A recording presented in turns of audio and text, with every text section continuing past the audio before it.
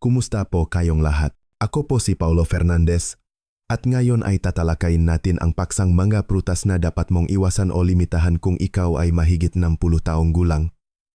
Isang gabay para sa malusog na puso at utak. Kung ikaw ay mahigit 60 taong gulang at kumakain pa rin nga mga prutas na ito araw-araw, iniisip na ito ay mabuti para sa iyong kalusugan. Kailangan mong maging lubhang maingat. Marahil, nang hindi mo nalalaman, ang iyong katawan ay papalapit na sa bingit ng diabetes at stroke. Darating ang isang araw na maari kang nakahiga sa higaan, hindi makagalaw. Mula nun, kailangan mo ng tulong ng iba sa lahat ng pang-araw-araw na gawain. Pagkain, pagligo, paggalaw, at medjing sa pagpunta sa banyo.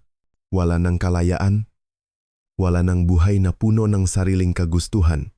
Ito ay hindi isang babala para sa malayong hinaharap, kundi isang realidad na nangyayari sa libu-libong matatanda sa Pilipinas araw-araw. Kaya, ano ang nangyayari?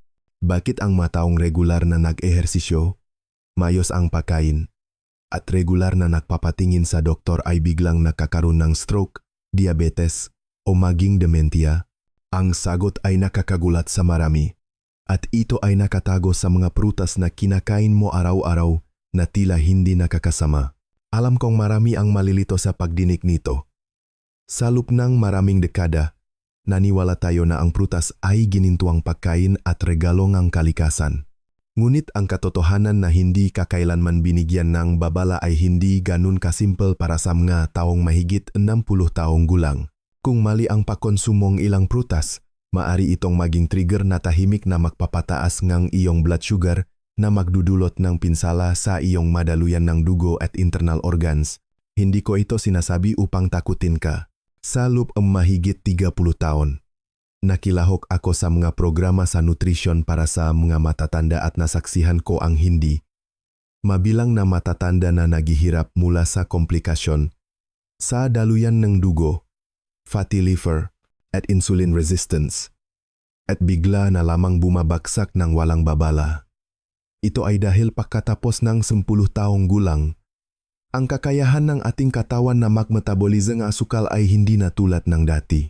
Ang araw-araw na pagkonsumo ng prutas na may mataas na glycemic index at mataas sa fructose ay nagpapahirap sa pancreas, na nagiging sanhi ang irregular na pagtaas at pagbaba ng blood sugar, na sa kalaunan ay sumisira sa mga dingding ng daluyan ng dugo.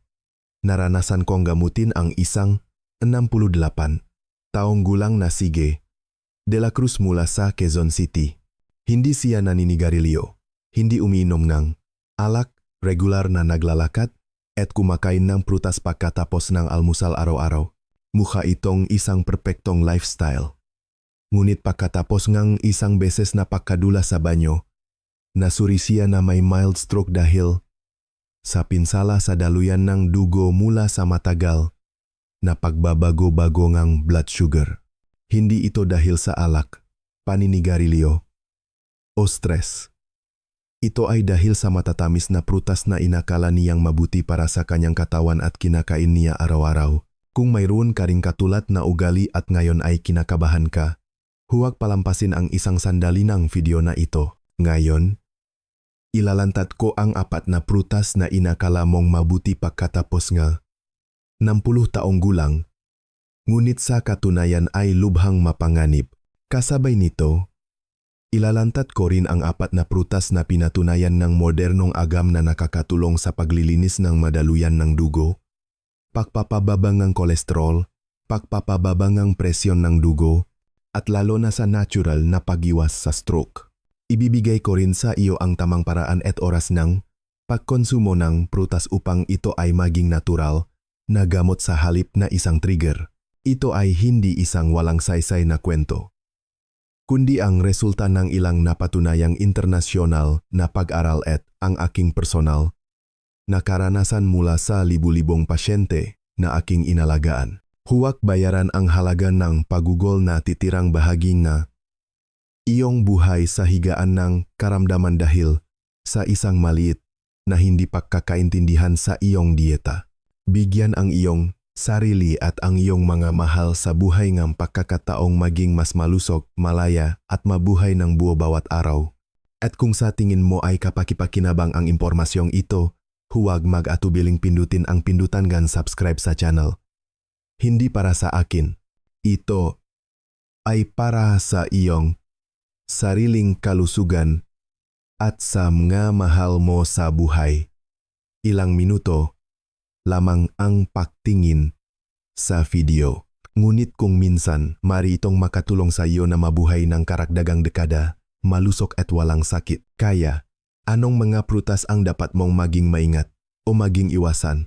Pagkatapos ng 60 taong gulang, mula ngayon, hindi ko lang ililista ang kanilang mga pangalan, ngunit malinaw kong ipapaliwanag kung bakit sila maaring maging tahimik na kaaway sa iyong kalusugan. Ang mga prutas na ito ay napakakaraniwan sa Pilipinas. Madaling bilhin at madaling kainin, ngunit nagdudulot silang maraming panganib sa kalusugan kung mali ang pagkonsumo. Una, mangga. Matamis ngunit madaling magdulot ng kalamidad.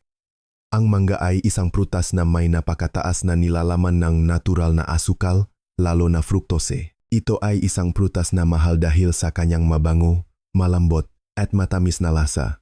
Ngunit ang tamis na iyon mismo ang pinagmumulan ng pag-alala. Isang medium-sized na mangga ay naglalaman ng 14% hanggang 15% na asukal, na katumbas ng pagkain ng 6 hanggang 8 sugar cube sa isang upuan.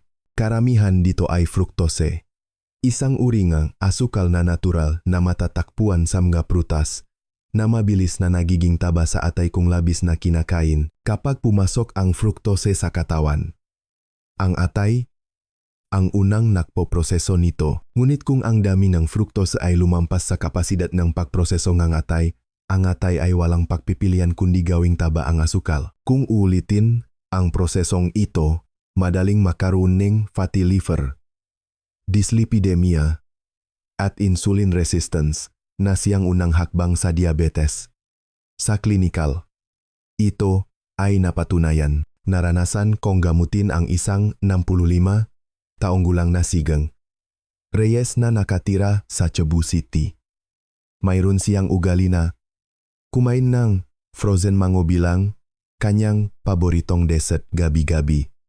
Sa loob lamang ng 3 buwan, kahit hindi siya kumakain ng matatamis na pagkain o inumin, ang kanyang blood sugar at antas ng taba sa dugo ay tumaas ng husto. Ang mangga na inakala niyang malusok ang siyang salarin. Payo: kung mahilig ka sa mangga, kumain lamang ng 2 hanggang 3 slice bawat buwan at siguraduhing pagkatapos ang pagkain. Lubos na iwasan ang pagkain ng mangga nang walang laman ang tiyan, pag-inom ng mangga juice o pagkain ng tuyong mangga. Ikalawa, saging na may itim na spot.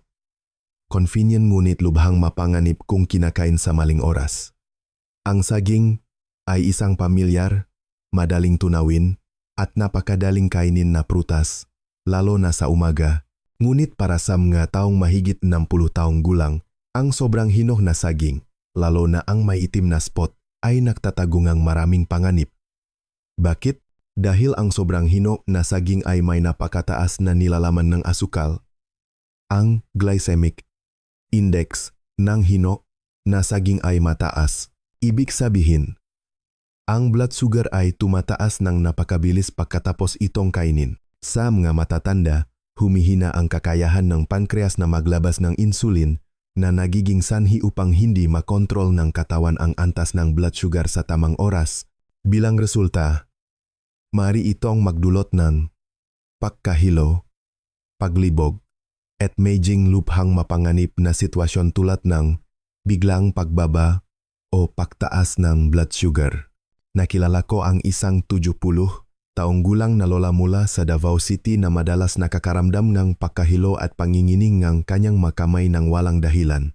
Nang tanungin ko ng detalyado, sinabi niya na kumakain siya na 2 hinog na saging tuwing umaga pagising niya.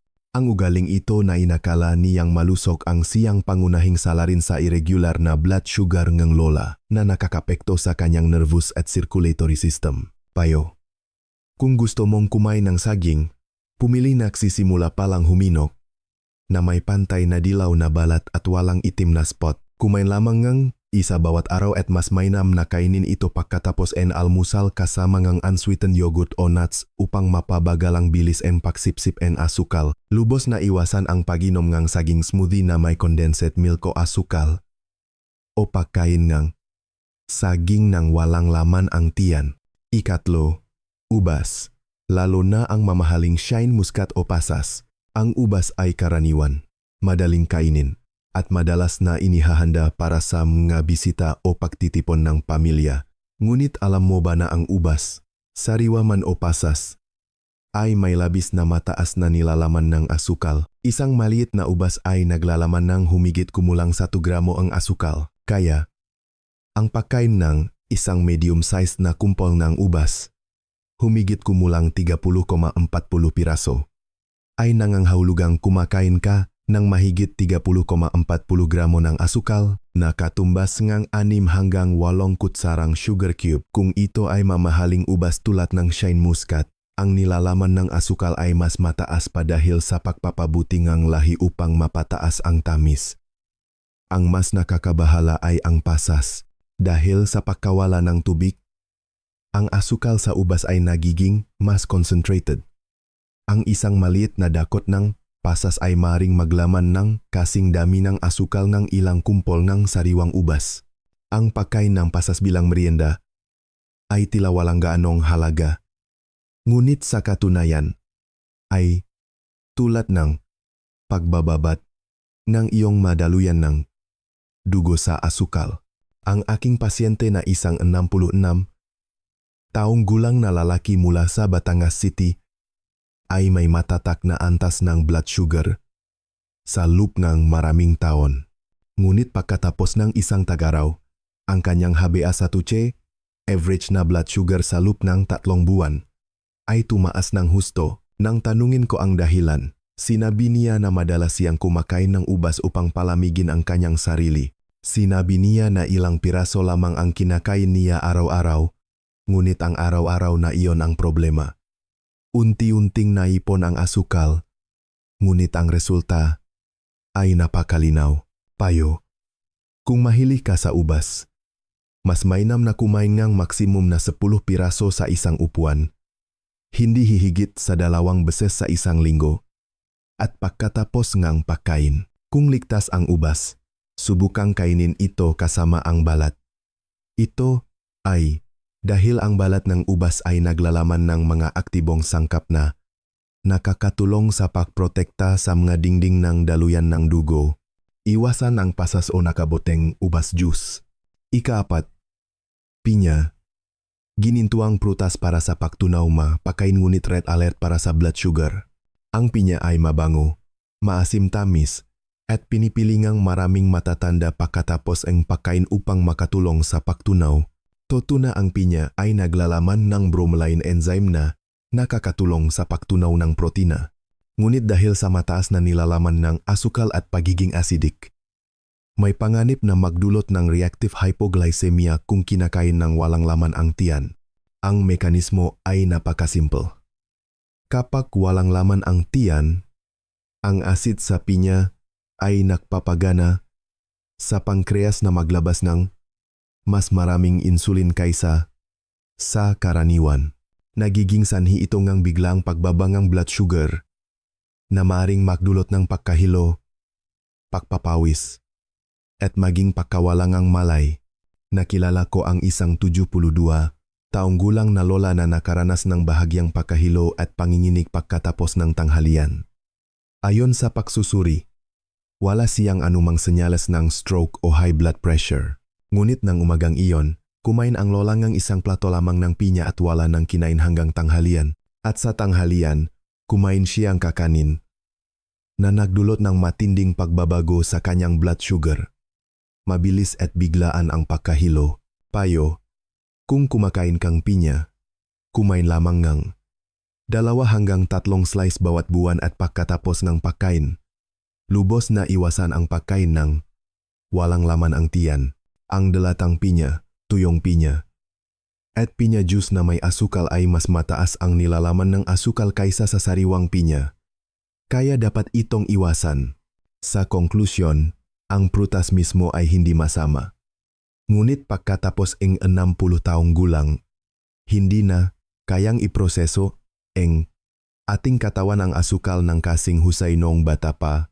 Isang slice ng mangga, isang saging, isang dakot ng ubas, o ilang slice ng pinya kung hindi makontrol, ay maaring maging sanhi ng pagkabigo sa pagkontrol ng blood sugar, fatty liver, hyperlipidemia, at maging stroke. Ang tamang pag-unawa at tamang pagkain ang pinakamahusay na paraan upang mapanatili ang kalusugan ng walang labis na paghihigpit. Ang pagkain ng tamang uri, sa tamang oras, at sa tamang dami ang gintong susi sa isang malusog, matalino, at malayang pagtanda. Kung narinig mo ito hanggang dito, tiyak na itatanong mo sa iyong sarili. Bakit nakakapinsala ang mga prutas na dating itinuturing na malusog? Upang mas malalim na maunawaan, tingnan natin ang siyentipikong dahilan sa likod nito. Ito ay hindi isang emosyonal na kwento, kundi tungkol sa biological na mekanismo na nangyayari sa ating katawan pagkatapos ng 60 taong gulang. Tulad ng alam nating lahat, pagkatapos ng 60 taong gulang, maraming pagbabago ang nangyayari sa katawan. Bumabagal ang metabolismo, bumagal ang pagtunaw, at lalo na, ang kakayahan na iproseso ang asukal ay bumababa ng husto kahit na kumakain kang malusog. Kung hindi mo makontrol ng mayos ang pagkonsumo ng asukal, mabilis na tataas ang iyong blood sugar at mananatili itong mataas ng mas matagal kaysa sa karaniwan. Ang problema ay maraming prutas ang napakayaman sa natural na asukal, lalo na fructose. Ang fructose ay may mas banayat na tamis kaysa sa asukal na madaling linlangin ang mga pandama, ngunit mas mahirap itong i-metabolize. Ang labis na fructose ay hindi nagiging enerhiya at dumiretso sa atay, kung saan ito ay nagiging visceral fat. Tiyak na may mga magtatanong, ang asukal sa prutas ay natural na asukal. Hindi ba ito mas mabuti kaysa sa puting asukal? O kung ikaw ay wala pang 40 taong gulang at aktibo, kayang-kaya itong iproseso ang iyong katawan. Ngunit kung ikaw ay mahigit 60 taong gulang, humihina ang iyong mga daluyan ng dugo at irregular ang function ng insulin, ang parehong slice ng mangga, isang saging, o isang slice ng pinya na hindi nakakasama sa isang bata ay tulad ng pagbuhos ng gasolina sa isang tumutulo na tangke para sa iyo.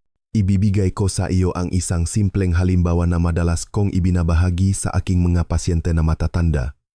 Ang isang mangga ay naglalaman ng humigit kumulang 15% na asukal, karamihan ay fructose. Ang pagkain ng isang mangga ay katulad ng pag-inom ng 5 kutsarang asukal na tinunaw sa tubig. Para sa isang normal na tao, ang asukal na ito ay ginagamit upang makabuo ng enerhiya. Ngunit para sa iyo, ito ay nagiging taba ng atay, na nagiging madali para sa iyo na makaroon ng fatty liver kahit hindi ka umiinom ng alak. Ang isang saging na may itim na spot ay maaring makaroon ng hanggang 20% na nilalaman ng asukal. Ang problema ay hindi lamang ang dami nga asukal, kundi pati na rin ang bilis ng pagsipsip. Ang glycemic index, GI, na sa akin ay napakataas, na nakaking sanhi na biglang paktaas na blood sugar sa loob ng 30 minuto pagkatapos itong kainin, na nagiging sanhi upang patuloy na maglabas ng insulin ang katawan upang kontrolin ito. Sa katagalan, ito ay nagpapapagod sa pankreas na madaling humantong sa diabetes. Kaya, paano naman ang pinya? Marami ang naniniwala na ang pagkain ng pinya pagkatapos ng pagkain ay mabuti para sa pagtunaw. Tama, ngunit kung labis ang pagkain o kung kinakain ng walang laman ang tiyan, ang pinya ay maaring magdulot ng disorder sa blood sugar. Biglang bababa ang blood sugar at pagkatapos ay muling tataas ng husto. Ito ang dahilan kung bakit nararamdaman mo ang pagkapagod, pagkahilo, pangingining makamay, at abnormal na pagkaantok pagkatapos ng pagkain. Marami ang nag-iisip na ito ay dahil sa edad. Ngunit sa katunayan, ay dahil sa matinding pagbabago-bagong blood sugar. Hindi ko sinasabi na lubusang itigil ang pagkain ng prutas. Ngunit kailangan mong malaman na kung kumakain ka ng mga prutas na hindi angkop sa iyong edad, sa maling dami, at sa maling oras, ang prutas ay hindi na isang superfood. Upang magbigay ng simpleng analohiya, para sa mga taong mahigit 60 taong gulang, ang prutas ay hindi na pagkain na kinakain ng walang pag-aalala, kundi dapat itong ituring na gamot. Kung ito ay gamot, kailangan nito ang tamang uri, tamang oras, at tamang dosis. Kung hindi, ang isang mabuting bagay ay maaring maging masama. Ang inakala mong pumipigil sa sakit ay maaring maging mitsa ang sakit. Ngunit huwag kang mag-alala. Hindi lahat ng prutas ay nakakapinsala. Sa kabaliktaran, may mga uri na, kung alam mong kainin sa tamang dami at sa tamang oras, ay nagiging natural na gamot na naglilinis ng mga daluyan ng dugo at lubhang nagpapababa ng panganib ng stroke. Ngayon, oras na upang ipakilala ang 4 na prutas na iyon. Maniniwala ka ba kung sasabihin kong sa ilang prutas lamang na madaling makuha, kahit sa supermarket malapit sa bahay mo? Ang iyong daluyan ng dugo ay maaring luminis, ang iyong presyon ng dugo ay bumaba ng matatag, at ang panganib ng stroke ay halos kalahati. Parang advertisement. Hindi ba? Hindi. Wala akong ibinebenta dito. Sinasabi ko lang sa iyo ang totoo. Isang katotohanan na maraming doktor ang hindi malinaw na sinasabi, at maraming matatanda ang hindi alam at hindi isinasagawa. Narito ang 4 na natural na tagapagligtas na prutas na napatunayang siyentipiko na mabuti para sa iyong puso, presyon ng dugo, at habang ng buhay. At ang kakaiba ay ang mga prutas na ito ay hindi mamahalin, hindi mahirap hanapin, at maaring maging bahagi ng iyong pang-araw-araw na dieta. Una, blueberry. Maliit ngunit makapangyarihan. Ang maliit na prutas na ito ay may madilim na kulay uba, bahagyang maasim-tamis na lasa, at karaniwang ibinebenta sa maliliit na pakete sa supermarket. Maaari itong pakinggan na tulad ng merienda ng mga kabataan, ngunit sa katunayan ay isang mahalagang gamot para sa daluyan ng dugo para sa mga taong mahigit 60 taong gulang. Ang blueberry ay naglalaman ng isang napaka-espesyal na compound na tinatawag na anthocyanin, na may kakayahang ibalik ang pagkalastikon ng gadingding ng daluyan ng dugo na pumipigil sa pagtigas ng mga daluyan ng dugo sa pagtanda. Dahil dito, bumababa ang presyon ng dugo, nagiging maayos ang sirkulasyon ng dugo, at lubhang nababawasan ang panganib ng pagbara ng daluyan ng dugo at stroke. Ang isang pag-aral na isinagawa na Harvard University ay sumubaybay sa mahigit 9,000 kababayhan sa loob na 60 taon. Ang resulta ay nakpakita na ang mataong regular na kumakain ng blueberry ay may 32% na mas mababang panganib ng stroke kaysa sa mga hindi kumakain. Hindi ito isang random na numero, kundi isang maasahang statistical indicator mula sa pangmatagalang medikal na pananaliksik. Ang paraan ng pagkonsumo ay simple. Ang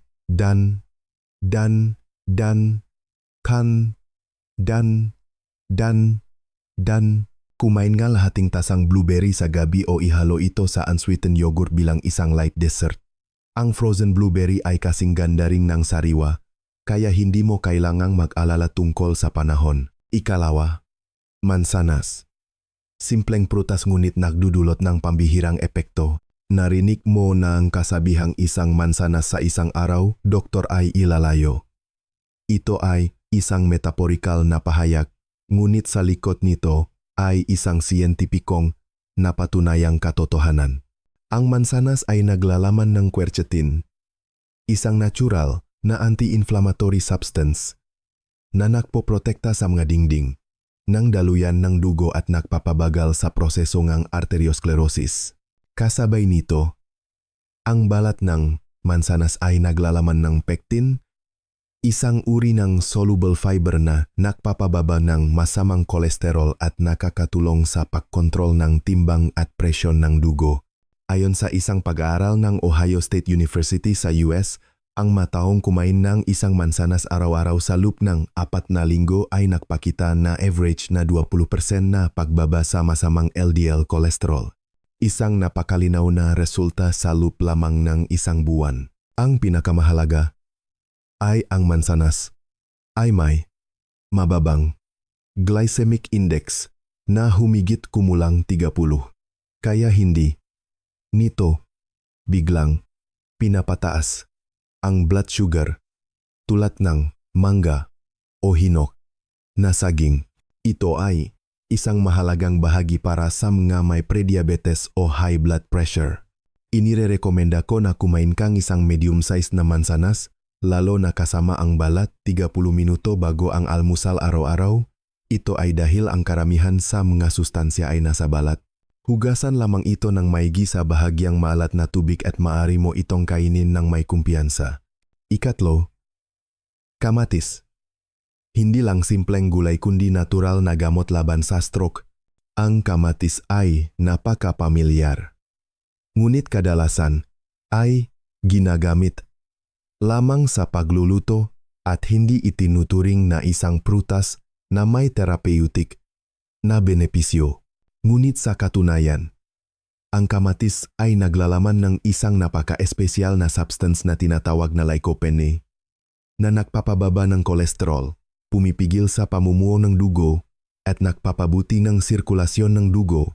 At alam mo ba ang pinakakagiliw-giliw na bagay? Kapag niluto ang kamatis, ang dami ng lycopene ay hindi bumababa. Ngunit ang pagsipsip nito ay tumataas ng 4 na beses kaysa sa pagkain ng hilaw. Ibig sabihin, ang tomato sauce, ginisang kamatis at itlog, o tomato soup ay hindi lamang masarap, kundi mas mabuti para sa cardiovascular health kaysa sa pagkain ng hilaw na kamatis. Bukod pa rito, ang kamatis ay napakayaman sa potassium, isang mineral na nakatulong na alisin ang labis na sodium sa katawan. Natural na nagpapababang presyon ng dugo ng walang diuretics, kaya kung magdadagdag kang 10 maliliit na cherry tomatoes araw-araw o isang hinok na malaking kamatis sa iyong pangunahing ulam, ito ay magiging isang mahusay na regalo sa iyong daluyan ng dugo. Ika-4, avocado. Ang prutas na pinaka-nakakagulat sa maraming matatanda. Marami ang nag-isip na ang avocado ay mataas sa taba at dapat iwasan dahil madali itong makapagpataba.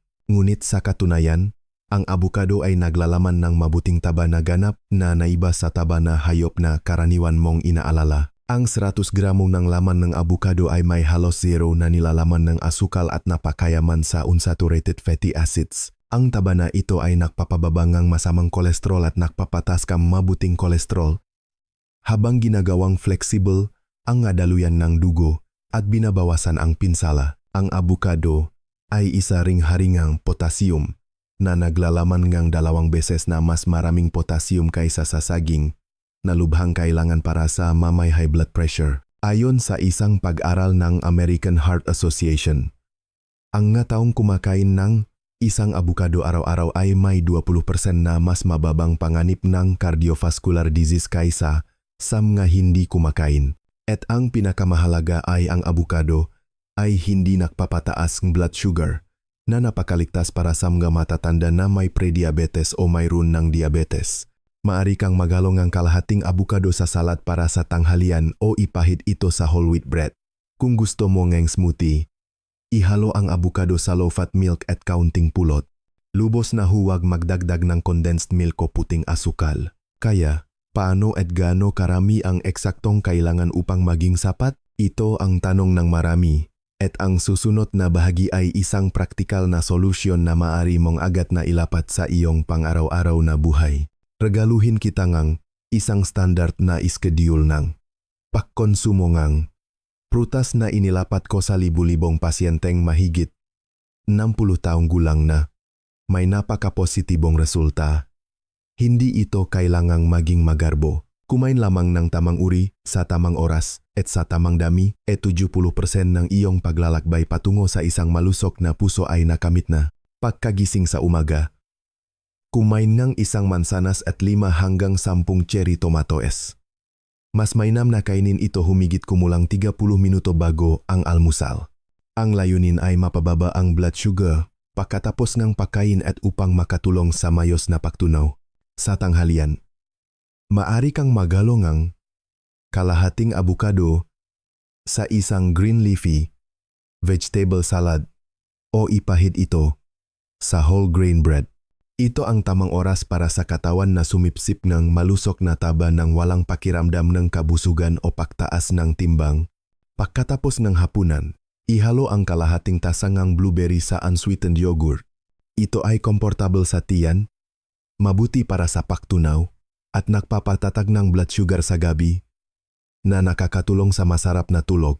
Sa buot, 3 maliit na pagkonsumo lamang ng prutas ang kailangan sa isang araw.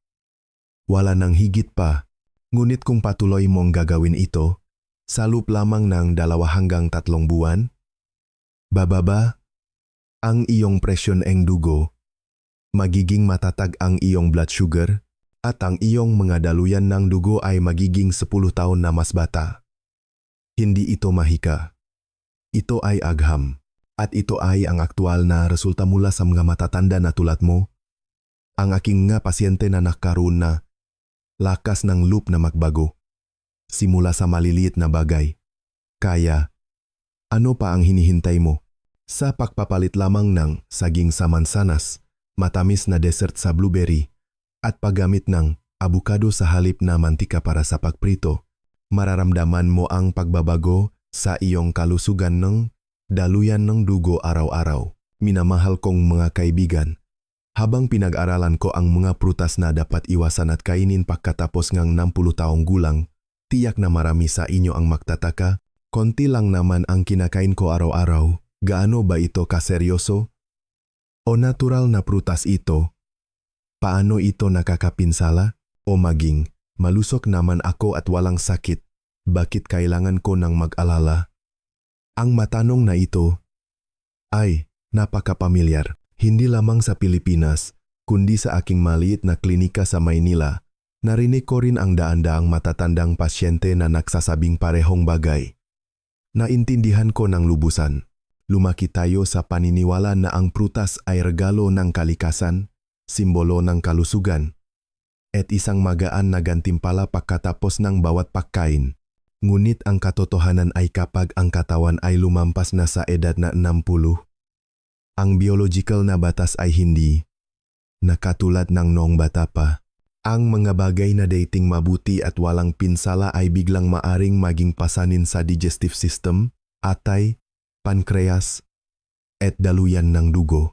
Kaya, hindi ko layunin na takutin ka, ngunit nais kong ipaliwanag ng detalyado upang mas maunawaan mo at malaman kung paano protektahan ang iyong sarili. Una, pag-usapan natin ang ideya na okay lang kahit kumain kang kaunti.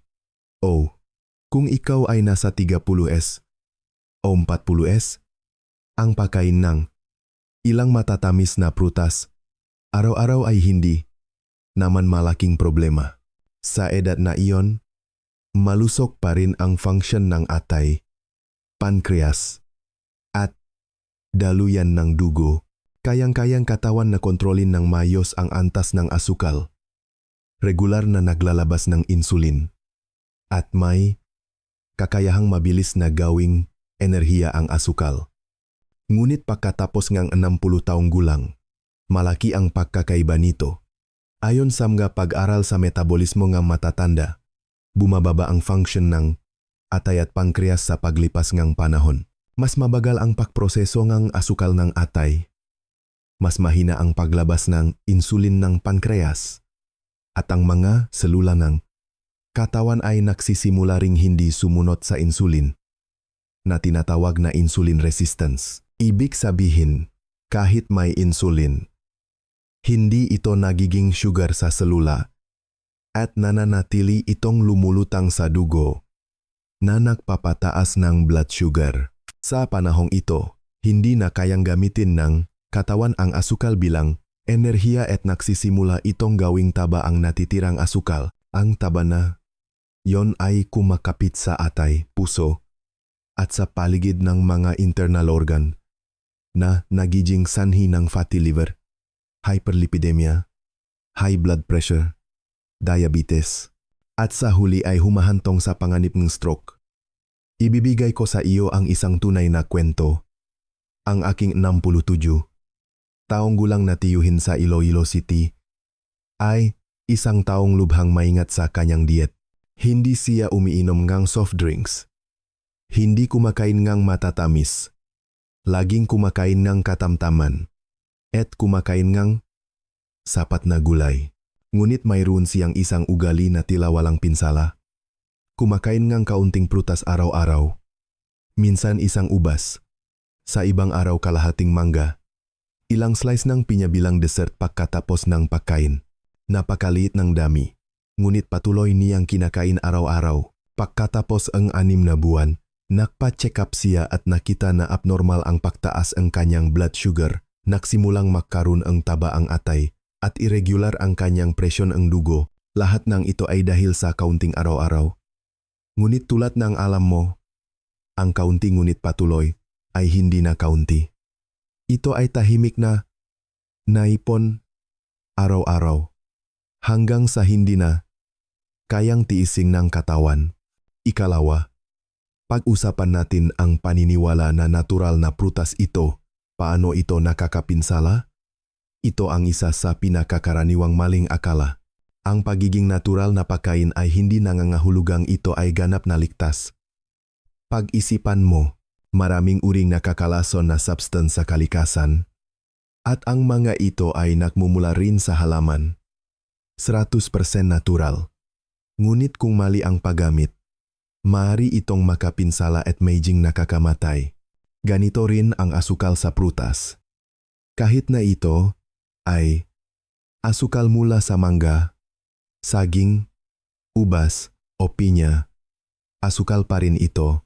Kung labis ang pagkonsumo, tataas pa rin ang blood sugar, magdudulot ng dyslipidemia at makakapekto sa mga daluyan ng dugo, tulad ng asukal na nagmumula sa matatamis o soft drinks. Ang tanging pagkakaiba ay nagmula sila sa prutas at karaniwang may kasamang bitamina at fiber.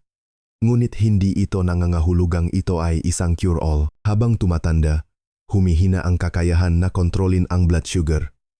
Kapag nagsimulang mapagod ang atay at hindi na epektibo ang paggana ng pankreas, madaling maging visceral fat ang anumang pinagmulan ng asukal.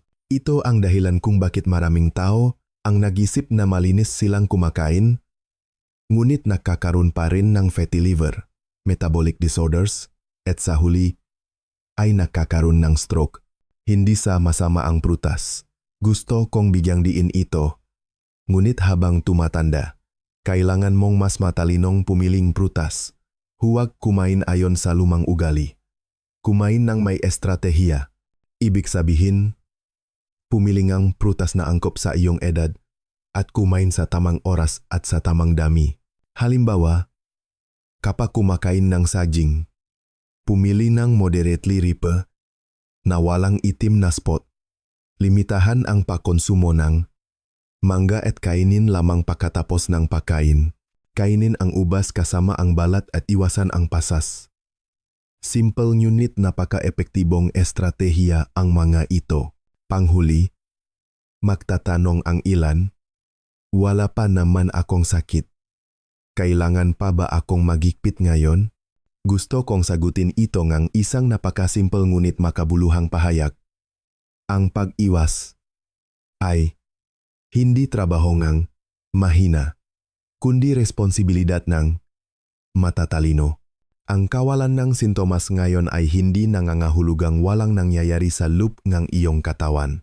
Ang stroke, high blood pressure, at diabetes ay lahat ng mga sakit na tahimik na umuunlad at dumarating ng walang babala. Kapag lumabas ang mga sintomas, malaking pagbabago na ang nangyari sa loop ng katawan.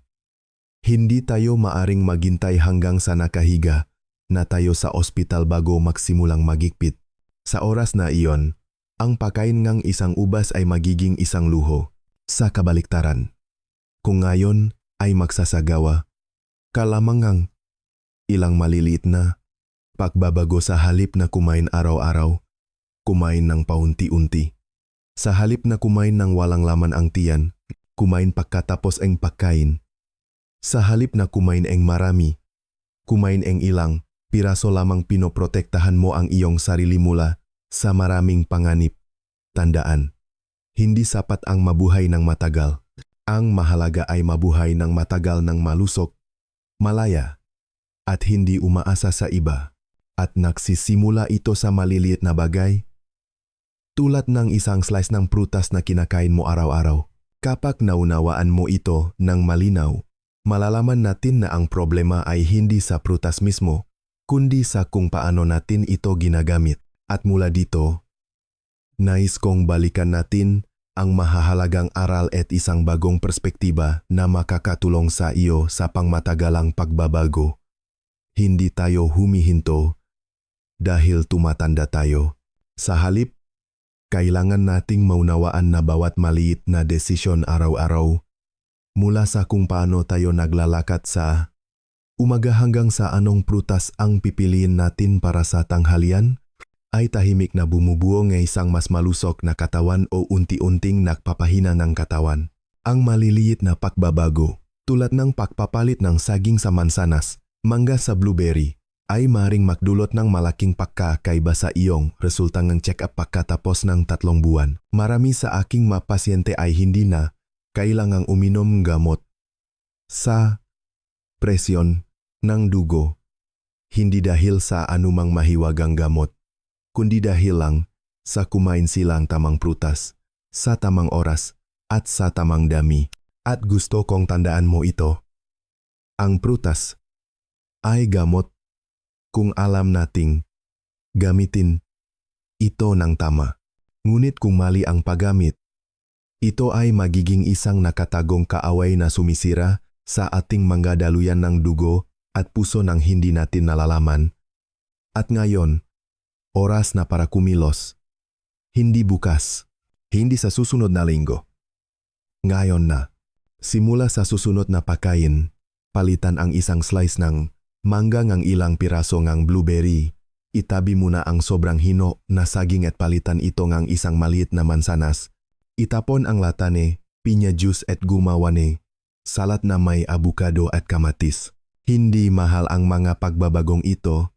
Hindi mo kailangang bumisita sa doktor at hindi mo kailangang ma-ospital, ngunit maaari ka nitong iligtas mula sa biglaang stroke. At kung kapakipakinabang ang video na ito, pindutin ang pindutan ang subscribe sa channel para makakuha ng mas malalim na nilalaman tungkol sa nutrisyon, kalusugan, at habang ang buhay para sa gitna at matatandang edad. Bawat linggo, ibinabahagi ko ang mga tip na maaari mong gawin ng walang gamot o makina, sa tamang pag-unawa lamang sa katawan at pagkain. Sa huli, magiwan ng pangalan ng prutas na madalas mong kinakain sa mga komento. Pipiliin ko ang mga prutas na pinakamaraming binanggit at susuriin ng detalyado ang mga benepisyo, panganib, at tamang paraan ng pagkonsumo ng bawat uri sa susunod na video. Ito ang iyong pagkakataon na i-personalize ang iyong paraan ng pagkonsumo ng prutas para sa iyong sarili. Bago matapos, nais kong tulungan kang matandaan ng malinaw. Tandaan lamang ang 8 pangalan at malalaman mo kung paano pamahalaan ang iyong mga daluyan ng dugo. 4 na prutas na dapat iwasan, lalo na pagkatapos ang 60 taong gulang. Mangga, saging, ubas at pinya. Ang mga prutas na ito ay masarap ngunit mataas sa nilalaman ng asukal at glycemic index. Kung kinakain sa maling paraan, maling oras at maling dami, ang makahihinatnan ay maaring napakalaki. 4 na prutas na dapat mong regular na kainin sa tamang paraan upang protektahan ang iyong daluyan ng dugo, mapababa ang presyon ng dugo, makatulong sa kalusugan ng puso, at maiwasan ang stroke. Blueberry, mansanas, kamatis, at avocado. Ang ito ay tahimik ngunit epektibong tagapagligtas. At gusto kong bigyang diin ang isang huling pangungusap na nais kong tandaan mo pagkatapos panorin ang video na ito. Pagkatapos ng 60 taong gulang, ang prutas ay kinakain hindi para sa sarap, kundi para sa mas mahabang buhay. Ang pagkakaiba lamang sa pagkain ng isang mansanas araw-araw o isang kumpol ng ubas ay maaring magdulot ng karagdagang 10 taon ng malusok na buhay o 5 taon sa ospital. Pumili ng tama. Simulan ngayon. At sasamahan kita sa bawat malusok mong pagkain. At kung nakatulong sa iyo ang aking pagbabahagi ngayon upang makita ang prutas sa ibang pananaw, huwag itong itago sa iyong sarili. Marahil ang iyong asawa na umiinom ng juice tuwing umaga o ang iyong magkapatid na naniniwala pa rin na ang pagkain ng maraming prutas ay mabuti, ay lubhang nangangailangan ng impormasyong ito. Ipadala sa kanila ang video na ito dahil ang isang maliit na aksyon ay maaring maging isang napapanahong babala na iniiwasan ang hindi inaasahang pagpapa-ospital. Bago matapos, nais kong samahan mo ako sa isang maliit ngunit makapangyarihang gawain. Mag-iwan ng isang linya ng pangako sa seksyon ng komento sa ibaba. Sapat na ang isang pangungusap tulad ng simula ngayon. Kakain ako ng mansanas sa halip na saging o magsisimula akong kumain ng prutas sa tamang paraan. Ang pagsusulat ay hindi para makita ko, kundi para paalalahanan ang iyong sarili araw-araw. Pinili kong mabuhay ng malusok, kung sa tingin mo ay madaling maunawaan, pamilyar, at tunay na kapakipakinabang. Ang kwento na ibinahagi ko, pindutin ang pindutan ang subscribe sa channel at i-activate ang bell icon upang hindi mo mapalampas ang mga bagong video. Sa bawat paggawa mo nito, hindi lang ito pagsuporta sa akin, kundi isang tahimik na pangako sa iyong sarili. Pinili kong mamuhay ng may kamalayan. Inuna ko ang aking kalusugan. Hindi natin maaring ibalik ang oras, ngunit maari nating gawing mas komportable ang natitirang bahagi ng ating buhay. Nang hindi umaasa sa mga ospital at sa ating mga anak, nagsisimula ito sa maliliit na bagay, tulad ng isang mansanas sa umaga, isang basong maligamgam na tubig sa halip na matamis na ubas o juice, o ang desisyon na itigil ang pagkain ng dalatang mangga. Salamat sa paglalaan ngayong mahalagang oras upang pakinggan ang aking kwento ngayon. Sa susunod na video, patuloy akong magbabahagi ng nga simple at praktikal na sikreto upang hindi mo lamang maiwasan ang sakit, kundi makapamuhay ng malusok at malaya. Tinatamasa ang bawat pagkain kasama ang iyong nga apo, bawat umaga kasama ang iyong asawa, at bawat ngiti na hindi ginagambalang ng gamot. At panghuli, gusto kong bigyang diin ang isang mahalagang punto. Ang lahat ng impormasyon na ibinahagi ko ngayon ay para sa layuning pang-edukasyon at pangkalahatang kaalaman. Kung mayroon kang pinagbabatayang sakit, umiinom ng gamot, o sumusunod sa isang espesyal na dieta, palaging kumonsulta sa iyong doktor bago maglapat ng anumang pagbabago. Nais ko ang iyong kapayapaan at kalusugan. At makita-kita tayo muli sa susunod na pagbabahagi.